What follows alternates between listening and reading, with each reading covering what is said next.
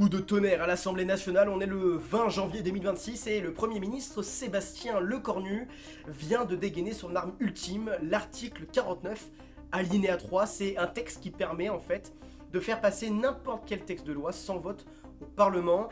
Et c'est donc uniquement pour faire passer le budget de l'État 2026. C'est donc la fin d'un suspense, mais le début d'une énorme crise politique majeure.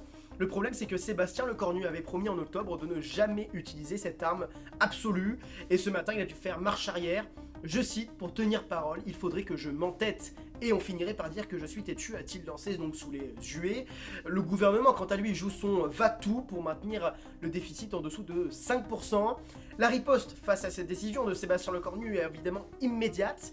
Cet après-midi, le Rassemblement national d'un côté et la France insoumise de l'autre ont déjà déposé 2 motions de censure. Mais attention, tout va dépendre des socialistes d'un côté et des républicains de l'autre pour faire basculer le gouvernement.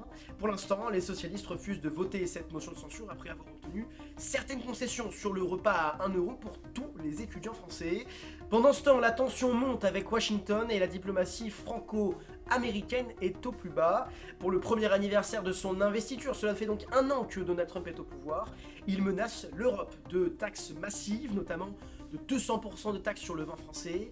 Macron, quant à lui, en direct de Davos notamment, tente de souder l'Union européenne face aux différents chantages américains sur notamment le Groenland et sa possible annexion, et a proposé dans un échange privé avec le président américain qu'il a rendu public, notamment de se rencontrer et de faire rencontrer l'ensemble des grandes puissances mondiales dans une réunion dans un G7 notamment ce jeudi après-midi. Bon, évidemment, je vous tiens au courant de la suite de l'actualité. Bonne soirée à tous et puis bien évidemment, à demain.